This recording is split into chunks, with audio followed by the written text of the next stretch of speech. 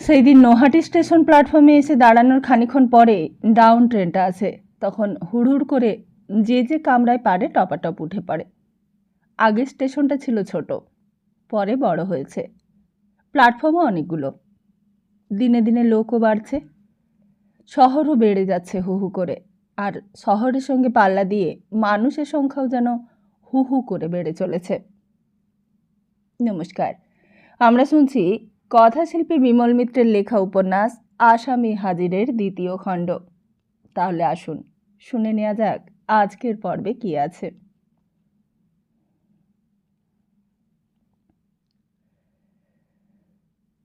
তা বেহারিপালের বউ বলেছিল,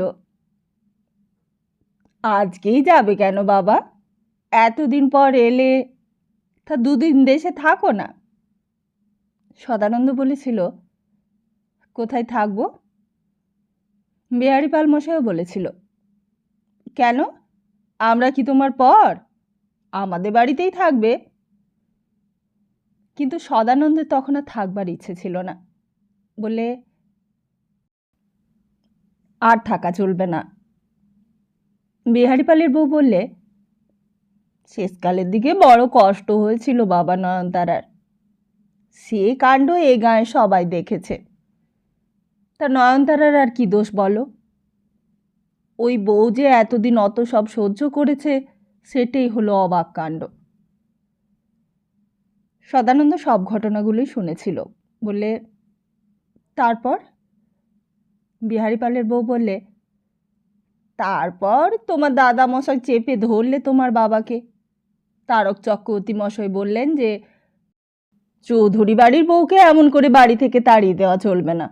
আমরা 5 জনা বিচক্ষণ মানুষ থাকতে এটা আমরা হতে দেব না। তারপর রজবালির গাড়ি জোড়া হলো। পাড়ার সব মানুষ ভিড় করে উঠোনে তখনও দাঁড়িয়ে। যারা কৃষ্ণনগরের ভট্টাচার্য মশাইয়ের কাছ থেকে মেয়ে জামাইয়ের জন্য জামাষষ্ঠী তত্ত্ব নিয়ে এসেছিল, তারা তখন বাসি মুখে জলটুকু পর্যন্ত না দিয়ে আবার সেই খালি থালা বারকোষ নিয়ে চলে গেল। অমন অলুক্ষণে কাণ্ড নবাবগঞ্জে কেউ কখনো দেখেনি। তারপর নয়নতারা এসে উঠোনে দাঁড়ালো। আমি দেখলুম নয়নতারা একটা বেনারসি শাড়ি পরেছে। বাড়ির বউ বাপের বাড়ি যাচ্ছে, কিন্তু গায়ে একটা গয়না পর্যন্ত নেই। যা 2-4 গাছা সোনার চুড়ি হাতে ছিল, তখন তাই শুধুই হাতে রয়েছে। তা আমি গিয়ে বললুম, এ কি বৌমা, তুমি গয়না পরলে না কেন? তোমার গয়না টয়না সব কোথায় গেল? নয়নতারা আমার দিকে চাইলে, তার চোখ দুটো ছল ছল করছে। বললে, দিদিমা, আসল জিনিসেই যখন ফাঁকি, তখন আর গয়না নিয়ে কি আমি ধুয়ে খাবো? এই বলে হঠাৎ একটা কাণ্ড করে বসলেন নয়নতারা। উঠোনে তখন অনেক লোকের ভিড়।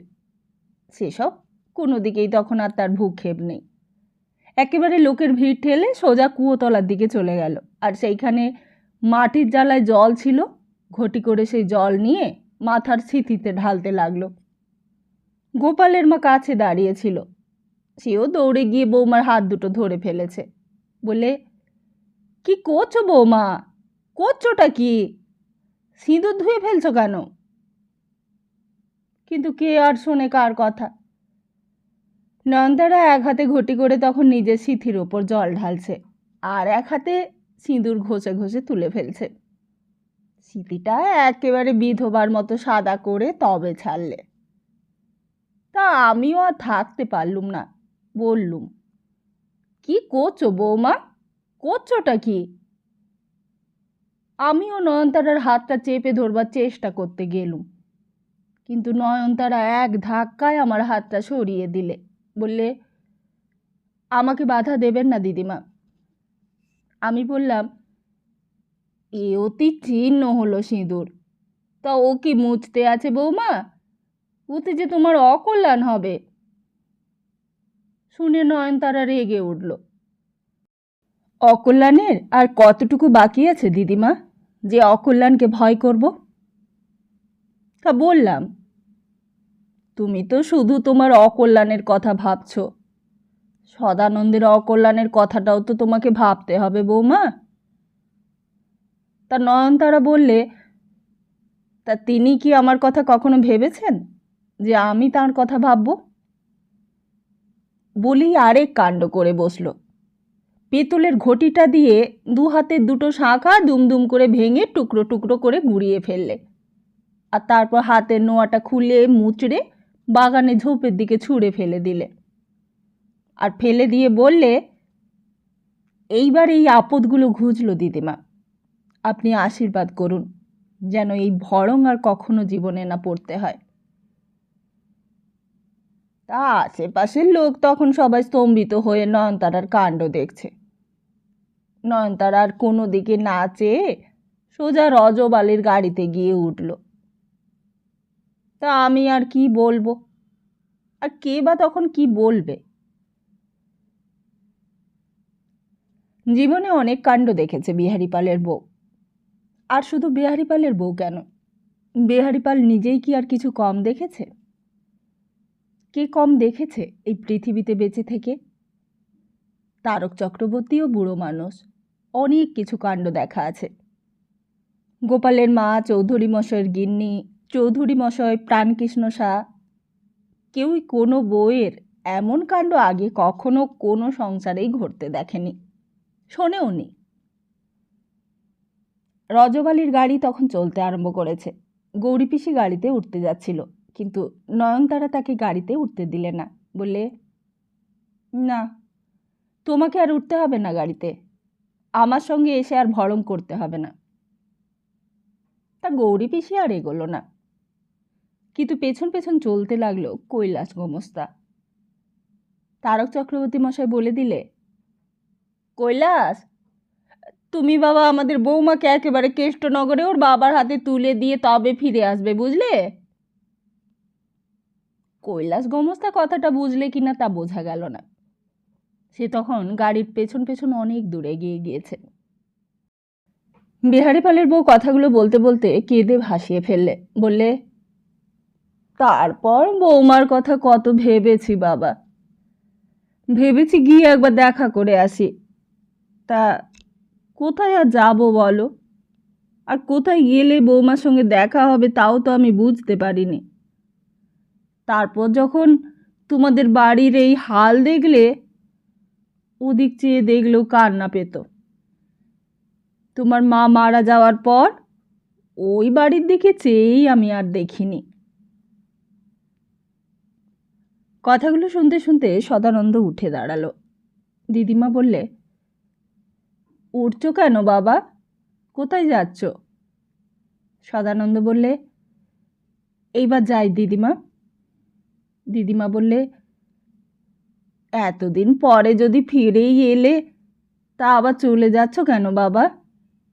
দুটো দিন না হয় থাকলে এখানে। সদানন্দ বললে, থাকলে যে আমার চলবে না দিদিমা। তা কি এমন তোমার কাজ যে দুটো দিনও তুমি থাকতে পারবে না? তুমি আজকাল করছো কি, কোথায় আছো? সদানন্দ বললে, থাকার আমার কোনো জায়গাই নেই দিদিমা, যখন যেখানে থাকি তখন সেটা আমার থাকবার জায়গা হয়ে ওঠে। দিদিমা বললে, ধনী বাপ বটে হয়েছিল তোমার।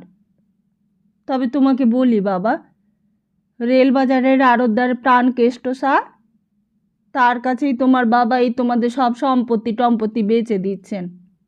তোমার দাদামশাই নিজে কিছু জমি বাগান কিনতে চেয়েছিলেন, তা তোমার বাবা কি বললেন জানো? বললেন, আমি মিনে মাগনা লোককে বিলিয়ে দেব, তবু আপনাকে আমি এসব কিছুই বেচবো না। তা আমাদের ওপরে চৌধুরী মশাইয়ের যত রাগ, তা তো তুমি জানোই বাবা। সদানন্দ জিজ্ঞেস করলে, কেন, আপনাদের ওপর বাবার রাগ কেন? ওই যে নয়নতারার হয়ে আমি কথা বলতুম, আমরা যে বলতুম বৌমাকে কেন এত হেনস্থা করছে। বৌমা পাছে আমার কাছে আছে তাই শেষের দিকে তাকে আটকেও রাখতো তোমার মা, তা জানো? সদানন্দ আর শুনলে না। এইবার সত্যি ঘরের বাইরে এসে দাঁড়ালো সে। তার মনে পড়তে লাগলো বহুদিন আগে এই নবাবগঞ্জ থেকেই একদিন সে যাত্রা শুরু করেছিল। সহায় সম্বলহীন অবস্থায় একদিন এই চৌধুরী পরিবারে জন্মগ্রহণ করেছিল সে। তারপর ছোটবেলায় আদর আনন্দের মধ্যে কখন কোন ফাঁকে একটা দার্শনিক মনে জন্ম হয়ে গিয়েছিল তা সে নিজেও জানত না। সেই মনটা সুখে স্বস্তিতে শান্তি পেত না, দুঃখে বেদনায় ক্লান্ত হতো না। কেবলই খুঁজে বেড়াতো নিজের ভেতরের নিজেকে, নিজে সেই অদৃশ্য অন্তরাত্মাকে। তাকে সে কখনো দেখতে পেত না, তবু তাকেই উদ্দেশ্য করে বলতো, আমাকে বলে দাও, কেমন করে আমি তোমাকে পাব, কেমন করে আমি আমার সমস্ত জটিল কুটিল প্রশ্নের সমাধান করব। কিন্তু সদানন্দের এই প্রশ্নের উত্তর কে দেবে? কেষ্টনগরের সেই ঠিকানার কথাটা মনে ছিল সদানন্দর। বহুদিন আগে একদিন নয়নতারার সঙ্গে তার বিয়ে হয়েছিল সেই বাড়িটাতে। সেই বিয়ের ঘটনাটার কথা ভাবতেও যেন তার আতঙ্ক হলো। তার জীবনের এক মহা বিপর্যয় বুঝি সেইটা ছিল। আচ্ছা, কালীকান্ত ভট্টাচার্য বাড়িতে আছে? রাস্তা দিয়ে একজন যাচ্ছিল, সদানন্দ তাকেই ডাকলে, বললে, এটাই তো কালীকান্ত ভট্টাচার্যের বাড়ি, তাই না? এখানকার কলেজের মাস্টার মশাই। ভদ্রলোক বললেন, কিন্তু তিনি তো নেই। নেই? না, তিনি তো বছর দুয়েক হলো মারা গেছেন। কোত্থেকে আসছেন আপনি? মারা গেছেন? সদানন্দ কিছুক্ষণ স্তম্ভিতের মতো সেইখানে দাঁড়িয়ে রইল। তাহলে তাহলে নয়নতারা কোথায় আশ্রয় পেলে? নবাবগঞ্জ থেকে হাতে শাঁখা ভেঙে সিঁদুর মুছে চলে এসে কোথায় উঠল সে? কাকে আশ্রয় করে সে বাঁচবে তাহলে? আশ্চর্য! সদানন্দ নিজের মনেই হেসে উঠল। নয়নতারার জন্য সে নিজেই তো দায়ী, অথচ সেই কিনা তার দুর্ভাগ্য নিয়ে মাথা ঘামাচ্ছে। তবুও সদানন্দ স্থির থাকতে পারলে না। ভদ্রলোক তখন অনেক দূরে চলে গেছে। সদানন্দ তাড়াতাড়ি পা চালিয়ে ভদ্রলোকের কাছে এগিয়ে গেল, বললে, আচ্ছা, কালীকান্ত ভট্টাচার্যের একটা মেয়ে ছিল না, তার কি হয়েছে বলতে পারেন? ভদ্রলোক বললেন, সেই মেয়ে তো নবাবগঞ্জে না কোথায় একটা বিয়ে হয়েছিল, বোধহয় শ্বশুর বাড়িতেই আছে। সে মেয়ে তো এখানে নেই। সদানন্দ বুঝল ভদ্রলোক বেশি কিছু একটা জানে না, তাকে আর বেশি কিছু জিজ্ঞেস করা বৃথা। ভদ্রলোক যেদিকে যাচ্ছিলেন সেই দিকে আবার চলতে লাগলেন। সদানন্দ তাকে আর কিছুই জিজ্ঞেস করলে না। তারপর আস্তে আস্তে আবার স্টেশনের দিকে চলে এলো। তার প্রতিশোধ নেবার প্রচেষ্টায় যে এই পরিণতি হবে তা কি সে আগের থেকে জানত? অথচ কী বা করতে পারত সে? নয়নতারার সঙ্গে দেখা হয়নি, ভালোই হয়েছে। দেখা হলে কী বা করতো? কি বলতো সে? বড় জোর বলতো, আমায় তুমি ক্ষমা করো। যেন কাউকে ক্ষমা করতে বললেই কেউ ক্ষমা করে দেয়, যেন ক্ষমা করার ক্ষমতাই আছে সকলের কাছে, যেন ক্ষমা করার মতো অপরাধ সদানন্দ করেছে। তারপর কলকাতার ট্রেনটাতে উঠে এক কোণে নিজের আশ্রয় করে নিলে। আসবার সময় পাড়েজিকে বলে এসেছিল 2-1 দিনের মধ্যে সে ফিরবে, অথচ তার আগেই যে তাকে কলকাতায় ফিরতে হবে তা কি সে তখন নিজেই জানত? নৈহাটি স্টেশনে ট্রেনটা পৌঁছবার আগেই গাড়ির ভেতরে হইচই শুরু হয়ে গিয়েছিল। নৈহাটির আগের স্টেশনে একটা 3rd ক্লাস কামরার এক কোণে একজন প্যাসেঞ্জারকে চুপ করে বসে থাকতে সবাই দেখেছিল। অত শীতের মধ্যেও লোকটার গায়ে কোনো কাপড় ছিল না। অনেকক্ষণ ধরেই লোকটা থরথর করে কাঁপছিল। তারপরে হঠাৎ কী যেন হলো, সেইখানেই লোকটা বেঞ্চ থেকে নিচের মেঝেতে পড়ে গেল, আর সঙ্গে সঙ্গে একটা শোরগোল উঠল গাড়িতে। কি হলো মশাই, লোকটা কি পড়ে গেল নাকি? পাশের লোকটা তখন বিস্ময়ে চমক কাটিয়ে উঠতে পারেনি। এতক্ষণে তার মুখে কথা ফুটল, বললে, কি জানি, আমি তো আগের থেকে বুঝতেই পারিনি। ভদ্রলোক আপন মনে এতক্ষণ তো চোখ বুজেই বসেছিলেন। মেঝের ওপর পড়ে গিয়ে মাথায় চোট লেগে গিয়েছিল সদানন্দর। কপালে সেই চোট লাগা জায়গাটা দিয়ে তখন ঝরঝর করে রক্ত পড়ছিল। আর কেউ আছে ভদ্রলোকের সঙ্গে? না না, কেউ নেই। কে আর থাকবে সদানন্দর? পৃথিবীতে সদানন্দের মতো মানুষদের হয়তো কেউই থাকে না। কেউ থাকবার জন্য সদানন্দের মতো মানুষদের জন্মই হয় না। কেউ যদি থাকবে তাহলে মানুষের মুক্তি কি করে আসবে? কি করে পৃথিবীর ইতিহাস এগিয়ে চলবে? সদানন্দের কেউ যদি থাকতো তাহলে তো পৃথিবী এগিয়ে চলা কবে থেমে যেত। ট্রেনটা তখন নৈহাটি স্টেশন পৌঁছতেই একজন বললে, এইখানেই ওকে নামিয়ে দিন মশাই, গার্ডকে খবর দিয়ে দিন, ডাক্তার হাসপাতাল যা আছে সব নৈহাটিতেই আছে। তখন অফিস টাইম। অফিস যাত্রী প্যাসেঞ্জাররা নৈহাটি স্টেশনের প্ল্যাটফর্মে ভিড় করে দাঁড়িয়ে আছে তৈরি হয়ে। কিন্তু ট্রেনটা এসে থামতেই গার্ডের কাছে খবর চলে গেছে যে একজন প্যাসেঞ্জার গাড়ির ভেতর অজ্ঞান হয়ে পড়েছে। গার্ডের কাছে ফার্স্ট এডের বাক্স আছে। সামান্য ব্যাপার হলে গার্ড সাহেব নিজেই তার প্রাথমিক চিকিৎসা করিয়ে দেন। অন্য প্যাসেঞ্জাররা তখন ট্রেনে উঠবার জন্য ব্যস্ত। তার ভেতর থেকে কয়েকজন মিলে ধরাধরি করে সদানন্দকে কামরা থেকে নামিয়ে আনলে। স্টেশন মাস্টার নিজে এসে দাঁড়িয়েছে। চারিদিকে ভিড় জমে গেল। গার্ড বললে, এক্ষুনি হসপিটালে পাঠাবার ব্যবস্থা করুন মাস্টার মশাই। আমার মনে হয় কেসটা সিরিয়াস। ভিড়ের মধ্য থেকে হঠাৎ একজন মহিলা সামনে এগিয়ে এলো। সদানন্দের দিকে চেয়ে দেখেই বললে, এনাকে আমার কাছে দিন, আমি এনার দেখাশোনা করব। সবাই মহিলাটির মুখের দিকে চেয়ে দেখলে। বিবাহিত মহিলা, মাথার সিঁথিতে সিঁদুর। বোঝা যাচ্ছে অফিস যাবার জন্য তৈরি হয়ে এসেছিলেন, ডেলি প্যাসেঞ্জার। অনেকের মুখ চেনা। স্টেশন মাস্টারও দেখেছেন মহিলাটিকে, চিনতে পারলেন। জিজ্ঞেস করলেন, আপনার কেউ হন নাকি ইনি? মহিলাটি বললেন, হ্যাঁ, ইনি আমার এক আত্মীয়। আমি এনাকে আমার বাড়িতে নিয়ে যেতে চাই। আপনি কি এই নৈহাটিতেই থাকেন? হ্যাঁ। স্টেশন মাস্টার আবার জিজ্ঞেস করলেন, তা আপনার নাম? আমার নাম নয়নতারা ব্যানার্জি। ইনি আপনার কীরকম আত্মীয় হন? আমার খুব নিকট আত্মীয়। আপনি দয়া করে শুধু একটা স্ট্রেচারের ব্যবস্থা করে দিন, শিগগির। দেরি করবেন না, খুব তাড়াতাড়ি। সদানন্দের জীবনে সে এক মহা সংগ্রামের সময়।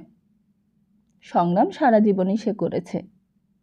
সে কেবল সংগ্রাম করেছে আর বারে বারে সংগ্রামকে অতিক্রম করতে গিয়ে আরেকটা সংগ্রামের কেন্দ্রস্থলে পৌঁছে আত্মপরীক্ষার মুখোমুখি হয়ে দাঁড়িয়েছে। আর সংগ্রাম কি শুধু বাইরের সঙ্গে? বাইরের সঙ্গে যে সংগ্রাম সে তো সহজ সংগ্রাম, কিন্তু ভেতরের সঙ্গে যে সংগ্রাম, সেই সংগ্রাম বেশি কঠোর। আর সেই কঠোর সংগ্রামের মুখোমুখি হয়েই সে সেদিন বিহ্বল হয়ে গিয়েছিল। সেদিন নবাবগঞ্জ থেকে বেরিয়ে যখন কেষ্টনগরে গিয়েছিল তখন ভেবেছিল শুধু একবারের জন্য নয়নতারার সঙ্গে সে দেখা করবে, দেখা করে তার কাছ থেকে ক্ষমা চেয়ে নেবে আর বলবে, তুমি আমাকে ক্ষমা করো। ক্ষমা, মুখের ক্ষমা যে ক্ষমা নয় তা কি সদানন্দ জানত না? আর ক্ষমা সকলকে করাও যায় না, আবার সকলের কাছে ক্ষমা চাওয়াও যায় না। হাজার অপরাধের পরেও যে ক্ষমা চায় তার ক্ষমা চাওয়ার মধ্যে কোনো মহত্ব নেই। কিন্তু তবু তার পরেও যে ক্ষমা করে তার ক্ষমা করার মধ্যে মহত্ব আছে। কিন্তু সদানন্দ কি আশা করেছিল নয়নতারা তাকে ক্ষমা করবে?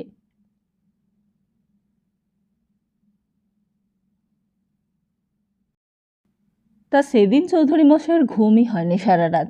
ভোরের দিকে বিছানা ছেড়ে উঠে পড়েছিলেন। সমস্ত বাড়িটা ফাঁকা। আগের দিনও আসতো সকালবেলা চা দিতে। চা খাবার খানিক পর পরমেশ মল্লিক এসে পড়ত। তারপর একে একে প্রজা, পাঠক, খাতক, দেনদার এসে হাজির হতো। চণ্ডীমণ্ডপে বসে সমস্ত জমিদারির তদারকি কাজটা হয়ে যেত। কোন ক্ষেতে লাঙল পড়বে, কোন খামারে ছোলা মাড়াই হবে, কোন ফসল আড়তদারের কাছে পাঠাতে হবে, তার হুকুম দিয়ে দিতেন। তারপর হয়তো ওপরে ডাক পড়তো কর্তাবাবুর ঘরে। সেখানে গিয়েও বৈষয়িক কাজ। বৈষয়িক কাজটাই ছিল তার জীবন। ছোটবেলা থেকেই বৈষয়িক কাজে হাত পাকিয়ে পাকিয়ে সেই কাজে তার নেশা লেগে গিয়েছিল। আর তারপর যখন বেলা দুপুর হতো তখন দিনু ডাকতে আসতো চান করবার তাগাদা দিতে। কুয়োতলায় দিনু জল তুলে দিত বড় মাটির গামলায়। দিনু তাকে তেল মাখিয়ে দিত। তারপর তিনি ঘটি করে মাথায় জল ঢালতে শুরু করতেন। আর তখন ভাত খাবার পাট। গড়ি সামনে ভাতের থালা এনে বসিয়ে দিত। তখনই যা একটু বিশ্রাম হতো তাঁর। খেতে খেতে জিজ্ঞেস করতেন, খোকা কোথায়? খোকা খোকা খেয়েছে? প্রীতি বলতো, সে কি আর বাড়িতে আছে? সে তো রানাঘাটে গেছে। চৌধুরী মশাই বলতেন, রানাঘাটে? রানাঘাটে কেন গেছে? কার সঙ্গে গেছে? প্রীতি বলতো, প্রকাশের সঙ্গে গেছে। ওই রামনবমীর মেলা দেখতে গেছে। প্রকাশের সঙ্গে সদানন্দের রানাঘাটে রামনবমীর মেলা দেখতে যাওয়া, এটা চাইতেন না চৌধুরী মশাই। কিন্তু তার কথা আর কে শুনবে? শুধু বলতেন, তা কখন আসবে? প্রীতি বলতো, প্রকাশের সঙ্গে যখন গেছে তখন তুমি কেন ভাবনা করছো? সে তো আর জলে পড়ে নেই। আর তখন থেকে চৌধুরী মশাই জানতেন জিনিসটা ভালো হচ্ছে না, কিন্তু কোনো উপায় নেই। ছেলের উপর তার যতখানি অধিকার আছে তার স্ত্রীরও ঠিক ততখানি আছে। স্ত্রী যদি চায় যে ছেলে ওইসবই করুক, তবে তাই হোক। কাছারির কাজকর্ম শিখে তার দরকার নেই। সংসার জ্বলে পুড়ে খাক হয়ে যাক। তিনি যতদিন আছে ততদিনই সংসার আছে। তারপর তিনি যখন থাকবেন না তখন যা হবার তা হবে। তা তো আর তিনি দেখতে আসছেন না। এইসব ভাবতে ভাবতেই তিনি খাওয়া ছেড়ে উঠে পড়তেন। প্রীতি বলতেন, ওমা, উঠে পড়লে যে, দুধটা খেলে না? আজ সেই সব দিন কোথায় গেল? তিনি ভেবেছিলেন একরকম, আর হলো আরেক রকম। সেই ছেলেই বা কোথায় গেল, আর সেই স্ত্রী বা কোথায় চলে গেল? তারাই তার আগে চলে গেল। এই যে তিনি সকাল থেকে চাও পেলেন না এক বাটি, কেউ দেখবারও নেই আজ। কাল রেলবাজারের আড়তদার সামসা জলের দরে সমস্ত কিছু কিনে নিয়েছে। সদরে গিয়ে দলিল রেজিস্ট্রি হয়ে গিয়েছে। বুদ্ধি করে প্রকাশকে ভাগলপুরে পাঠিয়ে দিয়েছিলেন তাই রক্ষে, নইলে সে বড় গণ্ডগোল করত। আজ যে এই বাড়িতে তিনি এখনও বাস করছেন, এটা তার বেআইনি কাজ। সামসয় অবশ্য কিছু বলবেন না, আরও কিছুদিন তিনি এখানে থাকতে পারেন। কিন্তু এখন এটা সামসয়ের বাড়ি, আইনত এইখানে থাকবার অধিকার তার আর নেই। বাড়ারি তলায় বোধ হয় সমস্ত রাতই কবি গান হয়েছে, তাই সকালবেলার দিকে সব ঠান্ডা। চৌধুরী মশাই বিছানা ছেড়ে বাইরের বারান্দার দিকে এলেন। দুদিন আগে স্বপ্নটার কথা মনে পড়ল। আশ্চর্য, হঠাৎ জেগে জেগে অমন স্বপ্নটাই বা তিনি দেখতে গেলেন কেন? আর কালীগঞ্জের বউই বা এখানে কেন আসতে যাবে? কি করেই বা আসবে সে? যে মানুষ মারা গেছে সেই মানুষ কি কখনো বেঁচে উঠতে পারে? বংশীঢালি তো তাকে চিরকালের মতো শেষ করে দিয়েছে। তার সঙ্গের পালকি বেহারাদের পর্যন্ত সে রেহাই দেয়নি। তবে তবে কেন তিনি ভয় পেয়েছিলেন অমন করে? কেন তিনি অমন করে ভয় পেয়ে অজ্ঞান হয়ে গিয়েছিলেন? কালীগঞ্জের বউয়ের সেই কথাগুলো তার কানে বাজতে লাগলো। কালীগঞ্জের বউ ওই উঠোনে দাঁড়িয়ে একদিন বলে গিয়েছিল, আমি সাপ দিয়ে গেলাম নায়েব মশাই। আমি যদি বামুনের মেয়ে হই, একদিন আমার সাপ ফলবেই। দেখবে, তুমি ঠিক নির্বংশ হবে। ফাঁকা উঠোনটার দিকে চেয়ে চৌধুরী মশাইয়ের কথাটা মনে পড়ে গেল। সত্যি, কালীগঞ্জের বউয়ের সেদিনকার সেই অভিশাপ এমন করে কি বর্ণে বর্ণে ফলতে হয়? এমন করে কর্তাবাবুর এমন সাধের সংসার নির্বংশ হতে হয়? সেই দিন কি তিনি ভাবতে পেরেছিলেন সেই বুড়ির কথা একদিন নিষ্ঠুরভাবে সত্যি হয়ে উঠবে? একটু পরে প্রকাশ এসে হাজির হলো। এই প্রকাশ, সেই যে একদিন চৌধুরী মশাইয়ের পিছু নিয়েছে, সে বুঝি আর তার মৃত্যু পর্যন্ত তাকে ছাড়বে না। হয়তো একেবারেই তাকে নিঃশেষ করে তবেই তাকে রেহাই দেবে। চৌধুরী মশাই জিজ্ঞেস করলেন, সুলতানপুরের খবর কি? প্রকাশ বললে, খবর ভালো, অশ্বিনী ভট্টাচার্যকে খুব কষে বকে দিয়ে এলুম। অশ্বিনী ভট্টাচার্যের কথা থাক, যেই কাজে তোমাকে আমি পাঠিয়েছিলুম সেই কাজটার কি হলো তাই বলো। প্রকাশ বললে, সব কিছুই ঠিক আছে দেখে এলুম। ওই বিলের জমিতে এবার পাট ধান দুটোই বুনেছে শিকদাররা। কিন্তু গেল সনের টাকাটা? টাকার কথা কি বললে? আগে টাকা দিলে না কেন? টাকা দিলে না কেন? প্রকাশ বললে, তোমার হাতে টাকা দেব না, যে মালিক তার হাতে টাকা দেব। তুমি কে? আমাকে এরকম করে আরও অনেক কথা শোনালে, তা আমিও বলে এলুম আমিও তোমাকে দেখে নেব। এইবার তুমি জমি খাস করে নেব, তবে ছাড়ব। চৌধুরী মশাই কিছু বললেন না। খানিক পরে বললেন, চলো, আজই সুলতানপুরে আমি যাব, সকালের ট্রেনে। সকালের ট্রেনে? তাহলে খাওয়া? দুটো ভাত চড়িয়ে দেব? চৌধুরী মশাই বললেন, আমার খাবার দরকার নেই, আমি খাবো না। প্রকাশ অবাক হয়ে গেল। খাবেন না মানে? উপোস করে থাকবেন? চৌধুরী মশাই বললেন, তা একবেলা না হয় উপোসই করলুম, ক্ষতি কি? সে কি জামাইবাবু, আপনি না হয় বুড়ো মানুষ উপোস করে থাকতে পারবেন, কিন্তু আমি? উপোস করলে যে কষ্ট হবে আমার, আমি কি আর উপোস করে থাকতে পারবো? খুব পারবে। আমি থাকবো না এখানে আর, আমার এখানকার কাজ সব মিটে গেছে, এখন চলো। তার মানে? তার মানে আমি এই বাড়ি বিক্রি করে দিয়েছি, আজ থেকে এই বাড়ি রেলবাজারের আড়তদার প্রাণকৃষ্ণ সামশের। প্রকাশ থমকে দাঁড়ালো, যেন বিশ্বাসই করতে পারলে না কথাটা। জিজ্ঞেস করলে, আর জমি জমা ক্ষেত খামার সব? সমস্ত। সমস্ত বেচে দিলেন? তা কত টাকায় বেচলেন? চৌধুরী মশাই চটে গেলেন, বললেন, সেসব কথায় তোমার দরকার কিসের? আমি যদি লোকসানে বেচি তা তোমাকে কি বলবার আছে নাকি? প্রকাশ বললে, না না, তা নয়, মানে বেহারি পালমশাই আমাকে বলেছিলেন কি না, বলেছিলেন যে তিনি মোটা দর দিতে পারেন। মোটা দর? তা পালমশাইয়ের বুঝি খুব টাকা হয়েছে? খুব টাকার গরম দেখাচ্ছে বুঝি? তাহলে তুমি পালমশাইকে বলে এসো প্রকাশ, যে আমি বরং সব জমি জমা সরকারকে খাস করে দেব, তবুও পালমশাইকে দেব না। 10 লাখ টাকা দিলেও দেব না। 10 লাখ টাকা হয়েছে পালমশাইয়ের? প্রকাশ হতভম্বের মতো চাইলে চৌধুরী মশাইয়ের দিকে। জামাইবাবু বলে কি, 10 লাখ? সে যে অনেক টাকা। চৌধুরী মশাই বললেন, এই তো কাল সদা এসেছিল। সদা? সদানন্দ? কোথায়? কখন? হ্যাঁ, কাল এখানে বাড়াবাড়ি তলায় ওদের যাত্রানা কবিগান হচ্ছিল, সেই সন্ধেবেলা আমার কাছে এসেছিল। তা এসে কি বললে? কি আবার বলবে?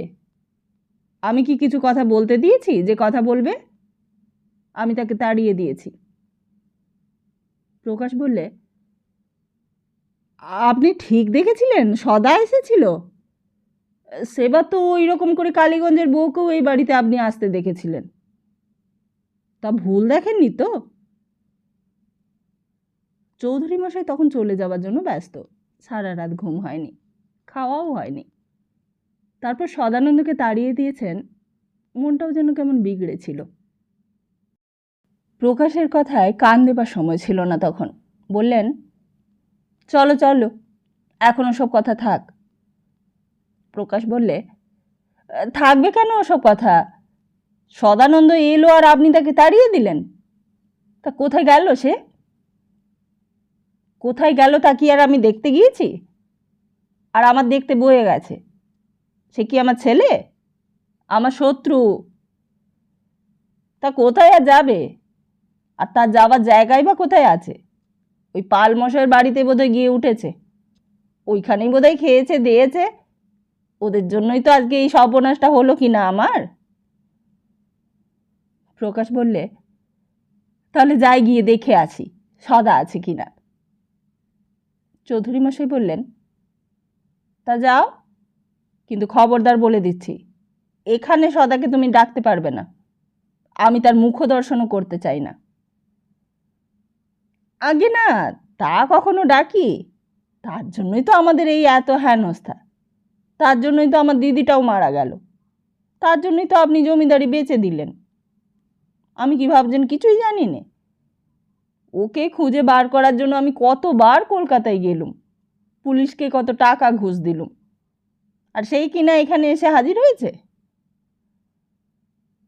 এই বলেই প্রকাশ দৌড়ে বাইরে বেরিয়ে গেল। পেছন থেকে চৌধুরী মশাই বলে দিলেন, তুমি আবার যেন বেশি দেরি করো না, এক্ষুনি আবার রওনা হতে হবে। ততক্ষণে প্রকাশ একেবারে সোজা পালমশাইয়ের দোকানে গিয়ে হাজির। বিহারী পালমশাই তখন সবে মাত্র তার দোকান খুলে বসেছে। তখনও ভালো করে ধুনো গঙ্গাজল দেওয়া হয়নি। পেছনে ডাক শুনে মুখ ফিরিয়ে দেখলেন শালাবাবু। বললেন, তা কি শালাবাবু, কি খবর? কখন এলে আবার? প্রকাশ বললে, পালমশাই, শুনলাম নাকি সদা চলে এসেছে, আপনার বাড়িতে আছে। তা সে কোথায়? পালমশাই বললেন, সদা? সদা তো কাল এসেছিল। সে তো কাল রাত্রিরে আমার বাড়িতে ছিল, কিন্তু এখন তো নেই। সে চলে গেছে। চলে গেছে? কোথায় চলে গেছে, আর কখন গেল? পালমশাই বললে, আরে সে তো অনেকক্ষণ চলে গেছে। তা সে কি আর থাকবার ছেলে? আমি তাকে জিজ্ঞেস করলুম, কোথায় যাচ্ছ? তা সে কোনো উত্তরই দিলে না। তা তাকে একটু ধরে রাখতে পারলেন না আপনি? আপনি জানেন আমি তার জন্য হন্যে হয়ে ঘুরে বেড়াচ্ছি। কলকাতায় গিয়ে পুলিশকে হাজার হাজার টাকা ঘুষ দিয়ে ধরবার চেষ্টা করছি, আর আপনি কিনা তাকে হাতের নাগালে পেয়ে ছেড়ে দিলেন। একটু আটকে রাখতে পারলেন না? বিহারী পাল বললে, তোমার ভাগ্নেকে আটকে রাখা তেমন সাধ্য কারো আছে? তোমার জামাইবাবুর কাছেই তো সদা গিয়েছিল। তা চৌধুরী মশাই তো তাকে তাড়িয়ে দিয়েছিলেন। তা তাড়িয়ে দেবেন না? তাড়িয়ে দেওয়াটা কি অন্যায় হয়েছে? আপনিই বলুন না। ওই ছেলের জন্যই তো আজ জামাইবাবুর এই দশা। নইলে যে বাড়িতে এককালে লোক গম গম করতো, সেই বাড়িখানা এমন শ্মশান হয়ে যায়? ওই বাড়িতেই তো আপনারা গা শুদ্ধ লোক সব পাত পেতে খেয়েছেন। সেসব কি কারোর মনে নেই? তা যে ছেলের জন্য এত সব কাণ্ড হলো, যে ছেলের জন্য দিদিও মারা গেল, যে ছেলের জন্য বৌমা জামাইবাবুর নামে এত কেলেঙ্কারির কথা রটালে, সেই ছেলের মুখদর্শন কেউ করে? কতখানি কষ্ট হলে বাপ হয়ে ছেলেকে বাড়ি থেকে তাড়িয়ে দেয়, সেটা আপনারা বুঝতে পারলেন না? পালমশাই বললেন, তা হাজার হোক ছেলে বলে কথা, নিজের ছেলেকে অমন করে কেউ তাড়িয়ে দেয়? জানো, যখন বললুম যে বৌমা চলে যাবার সময় মাথায় সিঁদুর হাতে শাখা ভেঙে ফেললে, তখন আর সে দাঁড়ালো না। তখন সে আর কিছুতেই থাকতে চাইল না। সদানন্দ তখন সোজা বাড়ির থেকে বেরিয়ে গেল। তা ওসব কথা আপনারাই বা বলতে গেলেন কেন? বলবো না? আমরা নিজে চোখে যা দেখেছি তা বলবো না? বৌমার সঙ্গে কি তোমরা কেউ ভালো ব্যবহার করেছিলে? এই কথার আর কোনো উত্তর না দিয়ে প্রকাশ আবার বাড়ি ফিরে এলো। দেখলে ততক্ষণের মধ্যে চৌধুরী মশাই চলে যাবার জন্য তৈরি হয়ে নিয়েছেন। প্রকাশকে দেখে জিজ্ঞেস করলেন, কি হলো, সে আছে? আগে না জামাইবাবু, সে নেই, চলে গেছে। তা ভালোই হয়েছে। চলো, শামশাই আর আসবার কথা আছে, তাকে চাবি দিতে হবে। চাবিগুলো তার হাতে দিতে পারলে তবে নিশ্চিন্ত হতে পারবো। দোতলার ঘরে চাবি দেয়া হলো। একেবারে চিরকালের মতো দেশ ছেড়ে বাড়ি ছেড়ে চলে যাওয়া। দুজনে নিচে নামলেন। সঙ্গে নিয়ে যাবার মতো কিছুই নেই। যা দু একটা খাট বিছানা আলমারি বাসনপত্র ছিল তা আগেই নিয়ে যাওয়া হয়েছিল, আর বাকি যা পড়ে রইল তা পড়ে থাক। ওসব এখন বোঝা, ওসব সুলতানপুরে অনেক আছে। আর কার জন্যই বা নেওয়া? তিনি নিজেই বা কদিন আর বাঁচবেন? তিনি মারা যাওয়ার পর ওসব তো সাধভূতেই লুটে পুটে খাবে। তবু একবার দেখতে ইচ্ছে হলো। একতলায় নামলেন। পেছন পেছন প্রকাশও আসতে লাগলো। মেঝের ওপর ধুলোর সর পড়ে মোটা হয়ে আছে। চলার পর স্পষ্ট পায়ের ছাপ পড়ছে। অন্দরমহলের দরজাটা খুলতেই কেমন একটা যেন ভ্যাপসা গন্ধ নাকে এলো। বহু দিনের চেনা জায়গা, বহু স্মৃতির জন্মভূমি। ওইখানে তিনি খেতে বসতেন, আর ওইটা ছিল তার শোবার ঘর। আর ওই যে কোণের দিকের ঘরটা, ওইটা ছিল আঁতুড় ঘর। এখানেই সদানন্দ জন্মেছিল। গৌরী এসে প্রথম খবর দিয়েছিল যে কর্তাবাবুর নাতি হয়েছে। কর্তাবাবু তখন রানাঘাটে। খবরটা শুনে প্রথমে বিশ্বাস করতে পারেননি। বলেছিলেন, কি বললে? ছেলে? ছেলে হয়েছে? কৈলাস গোমস্তা বলেছিল, আগে হ্যাঁ কর্তাবাবু। সমস্ত বাড়িময় সে কি আনন্দ! কর্তাবাবুর নাতি হয়েছে। তোমরা শাক বাজাও, উলু দাও, আনন্দ করো। যে যেখানে আছে তাকে খবর দাও। গাঁ শুদ্ধ লোককে ডাকো, তারা সবাই এসে দেখে যাক। দেখে যাক চৌধুরী বংশের ছেলে হয়েছে, চৌধুরী বংশের উত্তরাধিকারী জন্মেছে। বাজাও বাজাও, শাক বাজাও। কে? চৌধুরী মশাই চমকে উঠলেন। তার মনে হলো যেন সত্যি কেউ উলু দিয়ে উঠল, কেউ যেন শাক বাজালো। সমস্ত বাড়িটাই যেন আনন্দে একেবারে গম গম করে উঠল। কিন্তু না, প্রকাশ পেছনে ছিল। সে ফুলটা ভাঙিয়ে দিলে, বললে, জামাইবাবু, শামশাই এসেছেন। এসেছে? চৌধুরী মশাই পেছন ফিরে দেখলেন প্রাণকৃষ্ণ শামশাই দাঁড়িয়ে আছে। বললেন, এসে গেছে? তা ভালোই হয়েছে। আমি ভাবছিলাম আপনার কথা। আপনি কি আজই চলে যাচ্ছেন নাকি? হ্যাঁ, চলি। এই নিন আপনার চাবি। শামশাই চাবিটা হাতে নিয়ে বললে, তা এত তাড়াতাড়ি যাবার কি দরকার ছিল? আর দুটো দিন না হয় থাকলেই পারতেন। এ তো আপনার নিজের দেশ, নিজের বাড়ি। আমি তো আর এত শিগগির এখানে আসছি না। না, এখানে আর থাকা যায় না, চৌধুরী মশাই বললেন। এইখানে থাকলে সুলতানপুরের জমি জমা আবার কে দেখবে? সেখানেও তো আমার শ্বশুর মশাইয়ের জমি জমা অনেক রয়েছে, সেসব দেখবার কোনো লোকও নেই।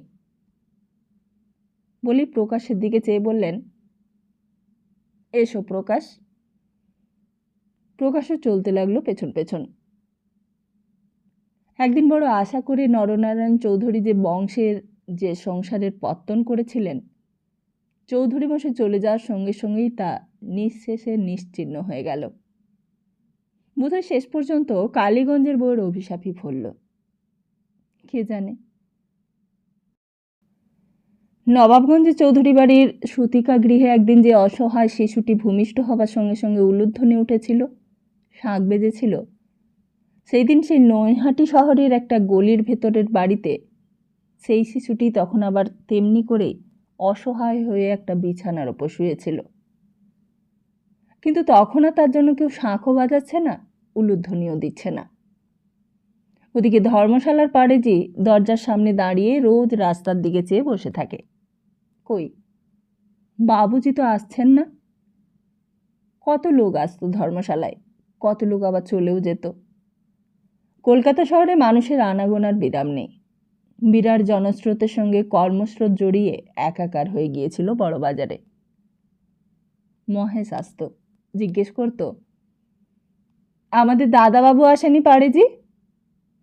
পাড়েজি বলতো, নেহি। মহেশ বলতো, দাদাবাবুরা এত দেরি হচ্ছে কেন আসতে? তা শুধু মহেশই নয়, কালীগঞ্জের বউও আসত।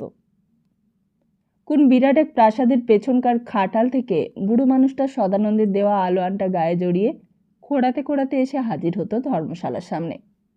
পাড়েজিকে জিজ্ঞেস করত, আমার খোকা এসেছে দারোয়ান বাবা? পাড়েজি চাপাটি সেঁকতে সেঁকতে বলতো, না বুড়িমাই, বাবুজি এখনো আসেননি। মহেশও ফিরে চলে যেত। কালীগঞ্জের বউ আবার খোঁড়াতে খোঁড়াতে যেমন করে এসেছিল তেমনি করে আবার খাটালে ফিরে যেত। কিন্তু তাদের কেউই জানতো না যে তাদের এত সন্ধানের মানুষটা তখন নৈহাটির একটা বাড়িতে বিছানার ওপর সমস্ত চেতন অচেতনের অতীত হয়ে শুয়ে আছে। পাড়ার ডাক্তারবাবু আসতো, শরীর পরীক্ষা করত আর বলতো, রোগী যেন কখনো উঠে না বসে, একেবারে চুপ করে শুয়ে থাকতে দেবেন, নড়াচড়া একেবারে বারণ। প্রথমে ট্রেনটা থেকে যেদিন সদানন্দকে এখানে তুলে আনা হয়েছিল সেই দিন থেকেই কোনো চৈতন্য ছিল না তার। কিন্তু সেই দিন সদানন্দ প্রথম চোখ মেললে, বললে, কালীগঞ্জের বউ, ও কালীগঞ্জের বউ। গিরিবালা ঘর সাফ করছিল। সদানন্দ ডাক শুনে অবাক হয়ে গিয়েছিল। তাড়াতাড়ি হাতের কাজটা ফেলে দৌড়ে ভেতরে চলে গেল। গিয়ে ডাকতে লাগলো, দিদিমণি। নয়নতারা তখন কলঘরের ভেতর থেকে জিজ্ঞেস করলে, কি রে, কি বলছিস? গিরিবালা বললে, নতুনবাবুর জ্ঞান ফিরেছে, বিড়বিড় করে কী সব যেন বকছেন দিদিমণি। নয়নতারা দেরি করলে না, গিরিবালাকে কাছে বসিয়ে রেখে কলঘরে গিয়েছিল। ওইটুকুর মধ্যে হঠাৎ সদানন্দের জ্ঞান ফিরে এসেছে, তাই তাড়াতাড়ি শাড়িটা বদলে মাথার খোপাটা ঠিক করে একেবারে সোজা সদানন্দের ঘরে এলো। এসে দেখলে সদানন্দের চোখ দুটো খোলা, কিন্তু দৃষ্টিটা বিহ্বল, মুখে যেন কী সব বিড়বিড় করে বলছে। নয়নতারা একেবারে সদানন্দের মুখের সামনে গিয়ে দাঁড়ালো, যদি তাকে চিনতে পারে। কিন্তু তাতেও সদানন্দের চোখের দৃষ্টির কোনো তারতম্য হলো না। নয়নতারা তখন সদানন্দের মুখের কাছে মুখটা নিয়ে গেল, জিজ্ঞেস করলে, আমায় তুমি কিছু বলছো? সদানন্দ তেমনই বিহ্বল দৃষ্টি দিয়ে বিড়বিড় করে বললে, আমি প্রায়শ্চিত্ত করব কালীগঞ্জের বউ, তুমি কিছু ভেবো না। নয়নতারা কি বলবে কিছুই বুঝতে পারলে না। আশ্চর্য, ও হয়তো নয়নতারাকে চিনতেও পারছে না। চিনতে পারলে হয়তো ঠিক আগেকার মতো বিছানা থেকে উঠবার চেষ্টা করত, উঠেই ঘর থেকে পালিয়ে যাবার চেষ্টা করত। নয়নতারা বললে, তুমি ওসব কথা ভুলে যাও, তুমি ওসব কথা আর ভেবো না। সদানন্দ বলে উঠলে, কেন তাহলে ওরা আমাকে ঠকালে? নয়নতারা এবার তার মুখটা সদানন্দের কানের কাছে নিয়ে গিয়ে বললে, ওগো, তুমি ওসব কথা ভুলে যাও। এই দেখো, এই যে আমি, আমাকে চিনতে পারো? আমি নয়নতারা। সদানন্দ এবার নয়নতারার দিকে চাইলে, তার চোখ দিয়ে জল গড়িয়ে পড়তে লাগলো। নয়নতারা শাড়ির আঁচলটা দিয়ে সদানন্দের চোখ দুটো মুছিয়ে দিলে, বললে, ছি, কেঁদো না, কাঁদতে নেই। সদানন্দ বললে, কিন্তু ওরা কেন ঠকালে আমাকে? আমি তো বলেছিলুম তোমাকে টাকা না দিলে আমি বিয়ে করব না। তবু কেন ঠকালে আমাকে ওরা? তবু কেন ওরা তোমাকে খুন করলে? নয়নতারা আবার বললে, তুমি একটু ঘুমো, একটু ঘুমোতে চেষ্টা করো, বুঝলে? একটু ঘুমাও, চোখটা বোঝো। সদানন্দ বললে, তুমি তো কোনো দোষ করনি, তাহলে কেন তোমাকে এত বড় শাস্তি দিলে ওরা? ওরা কপিল পায়রা পোড়াকে মেরেছে, আমি কিছুই বলিনি। মানিক ঘোষের সর্বনাশ করেছে, তবুও আমি কিছু বলিনি। ফটিক প্রামাণিককে পাগল করেছে, তখনও তো আমি কোনো কথাই বলিনি। কিন্তু তোমার টাকা কেন ঠকিয়ে নিলে ওরা? কেন তোমাকে ওরা খুন করলে? তোমাকে খুন করবে জানলে আমি তো বিয়ে করতুম না। তারপর একটু থেমে বললে, আমাকে একটু জল দেবে? তোমার কথা ভাবলেই কেবল আমার জল তেষ্টা পায়, আমার গলা শুকিয়ে আসে। নয়নতারা বললে, তুমি জল খাবে? দাঁড়াও, আমি তোমাকে জল এনে দিচ্ছি। এই বলে কুঁজো থেকে জল এনে মুখের কাছে গ্লাসটা নিয়ে গেল। বললে, হাঁ করো, মুখটা হাঁ করো, আমি জল দিচ্ছি, হাঁ করো। না না, জল খাবো না, খাবো না জল। নয়নতারা বললে, তবে যে বললে তোমার জল তেষ্টা পাচ্ছে, তোমার গলাটা শুকিয়ে যাচ্ছে। সদানন্দ বললে, হোক কষ্ট, আমার তেষ্টা পাক, তবু আমি জল খাবো না। কিন্তু জল তেষ্টা পেলে জল কেন খাবে না? ওগো, আমার আর কতটুকু কষ্ট! কপিল পায়রা পোড়া গলায় দড়ি দিয়ে মরতে বুঝি কোনো কষ্ট হয়নি? মানিক ঘোষ, ফটিক প্রামাণিক, ওদের কষ্টের কাছে আমার কষ্ট কতটুকু? আমার এই কষ্ট হওয়া ভালো, হোক আমার কষ্ট।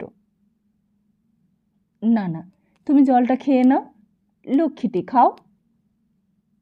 এই বলে নয়নতারা সদানন্দের চিবুকটা বাঁ হাত দিয়ে ধরলে। বললে, খাও, জল খাও, তোমার অসুখ ভালো হয়ে যাবে। সদানন্দ মাথা নাড়তে লাগলো। না, আমি ভালো হব না, আমি ভালো হতে চাই না। নয়নতারা বললে, না না, কথা শোনো, আমার কথা শুনতে হয়। ভালো না হলে তুমি বাড়ি যাবে কি করে?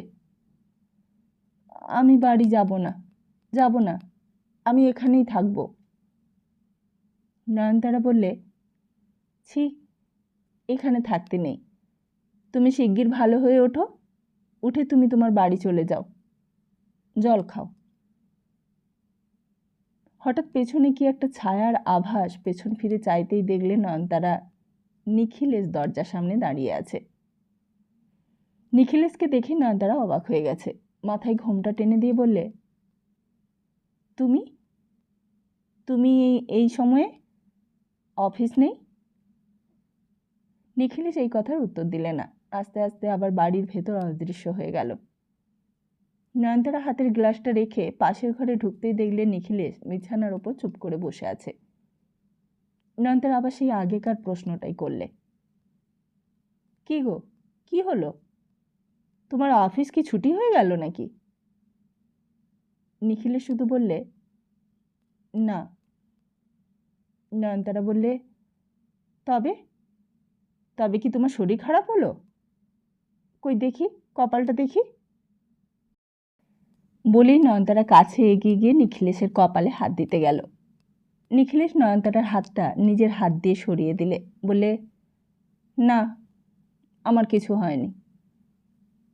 নয়নতারা নিশ্চিন্ত হয়ে বললে, হয়নি ভালোই হলো, আমি তো ভয় পেয়ে গিয়েছিলুম। তুমি তো কখনো এমন করে ছুটি নাও না। তাই এদিকে কি কাণ্ড হয়েছে জানো? আমি এদিকে মহা মুশকিলে পড়ে গিয়েছি। ওই ঘরে কে চিনতে পারলে? কি গো, কথা বলছো না যে? চিনতে পেরেছ নাকি পারোনি? নিখিলেশ মাথা নাড়লে। বললে, চিনেছি। চিনতে পেরেছ? তাহলে বলো তো, এখানে ও কি করে এলো? বলো না, কি করে এলো এখানে? নিখিলেশ কোনো উত্তরই দিলে না, যেমন চুপ করেছিল তেমনি চুপ করে রইল। নয়নতারা বললে, আমি 9:40 ট্রেন ধরতে স্টেশনে গিয়েছিলাম, দেখি ট্রেনটা তখনই এসে গেছে। তাড়াতাড়ি পৌঁছে দেখি প্ল্যাটফর্মের ওপর ভীষণ ভিড়। আমি উঁকি মেরে দেখি ও একেবারে প্রায় অজ্ঞান অচৈতন্য অবস্থা। স্টেশন মাস্টার তো ওকে হাসপাতালে পাঠিয়ে দিচ্ছিল, আমি বলে কোলে বাড়িতে নিয়ে এলুম।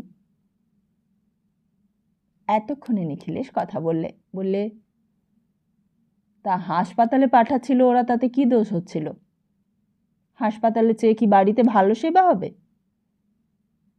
নয়নতারা বললে, না, আসলে ভাবলুম হাসপাতালে তো ওর নিজের কেউ নেই, তাই।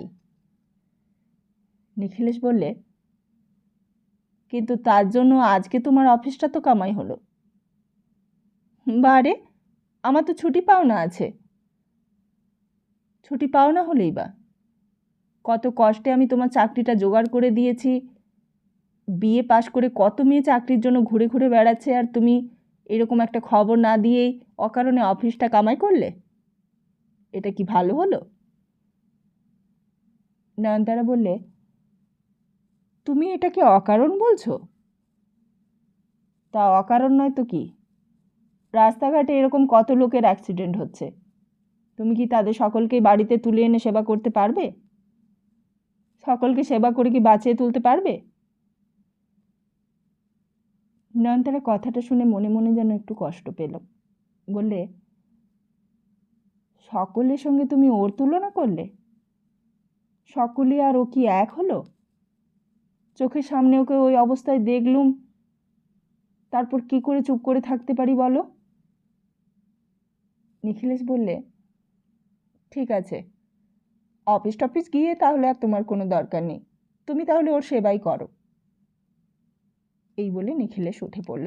বললে, আমি যাচ্ছি। নয়নতারা বললে, কোথায় যাচ্ছ?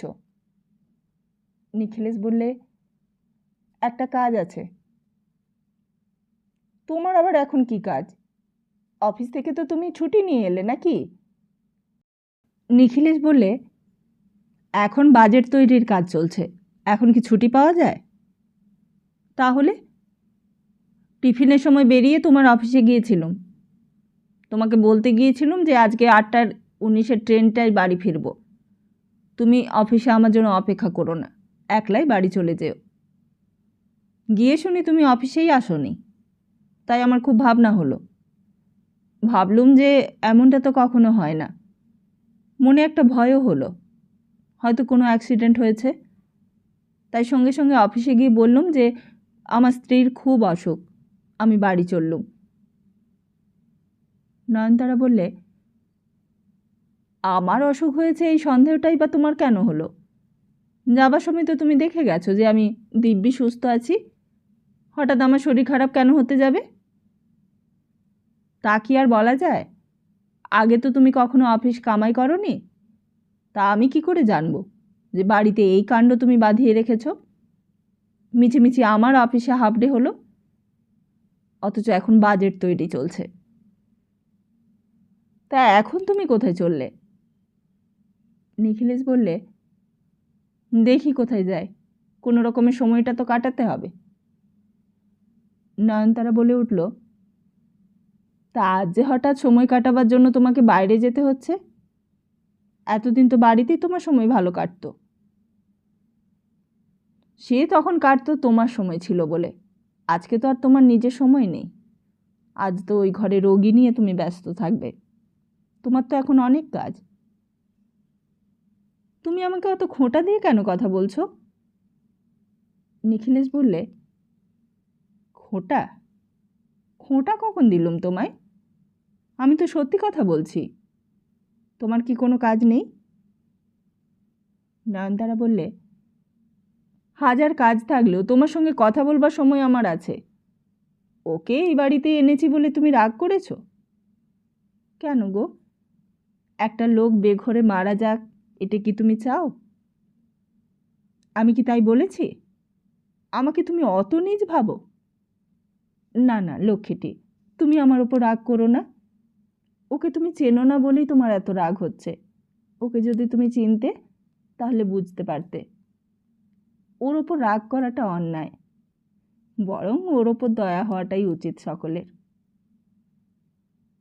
নিখিলেশ বললে, আশ্চর্য, আজ তুমি কি না ওর হয়ে সাপাই গাইছ? অথচ ওর জন্যই আজ তোমার জীবনে যত কষ্ট, যত যন্ত্রণা। মনে নেই একদিন ওরা তোমাকে কি অপমানটাই না করেছিল? তোমার শ্বশুর বাড়ির সেই সব অত্যাচারের কথা এত শিগগির তুমি ভুলে গেলে? এত ভুলো মন তোমার? যে কদিন তুমি ওদের বাড়িতে ছিলে, একদিনের জন্যও কি তুমি শান্তি পেয়েছিলে? তোমার সেই কান্নাকাটির কথা কি আমি ভুলে গেছি মনে করো? নয়নতারা বললে, তুমি যা বলছো সব সত্যি কথা, কিন্তু তার জন্য তো ওর কোনো দোষ নেই বলো। ও কি করবে? এই দেখো না, এখনও এই অবস্থাতেও কালীগঞ্জের বউ বলে প্রলাপ বকছে। কালীগঞ্জের বউকে আমার বউ ভাতের দিন ও ঠাকুরদা খুন করেছিল, সেটা সে এখনও ভুলতে পারছে না। তা ও ঠাকুরদাদা দোষ করেছিল বলে কি তার শাস্তি তুমি পাবে? কোনো ভদ্রলোক নিজের বউর সঙ্গে এরকম ব্যবহার করে? এরকম ঘটনা কেউ কখনো শুনেছে? আর তুমি আবার সেই লোককে সাপোর্ট করছো? নয়নতারা বললে, না না, তুমি দেখছি সত্যিই আমার উপর রাগ করেছ। নইলে সব জেনে শুনে কেন তুমি ওকে গালাগালি দিচ্ছ? গালাগালি দেব না?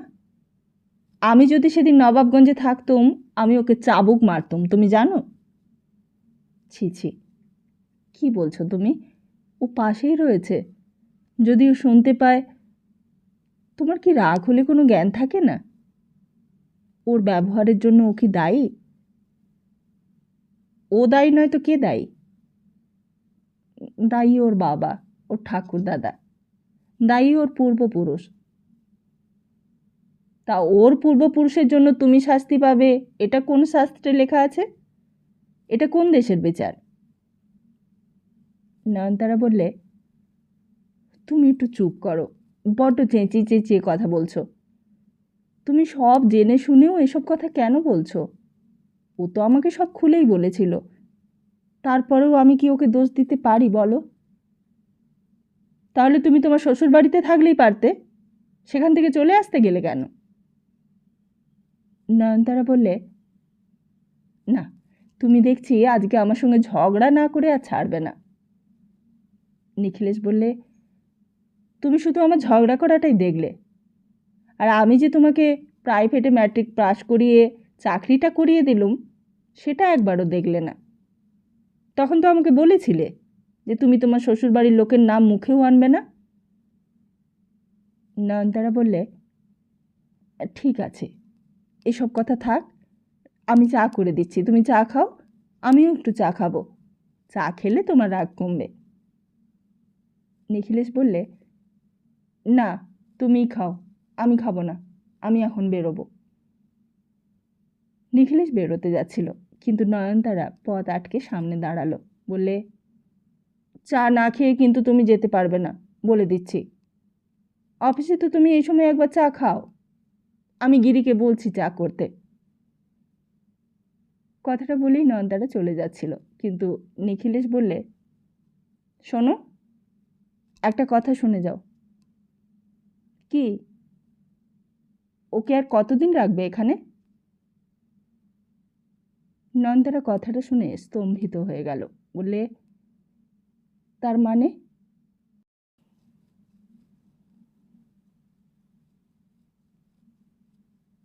তাহলে আজকের মতো এখানেই রাখছি, আর খুব তাড়াতাড়ি ফিরছি আগামী পর্ব নিয়ে। ততদিন ভালো থাকুন, সুস্থ থাকুন, আর সবাইকে ভালো রাখুন। নমস্কার।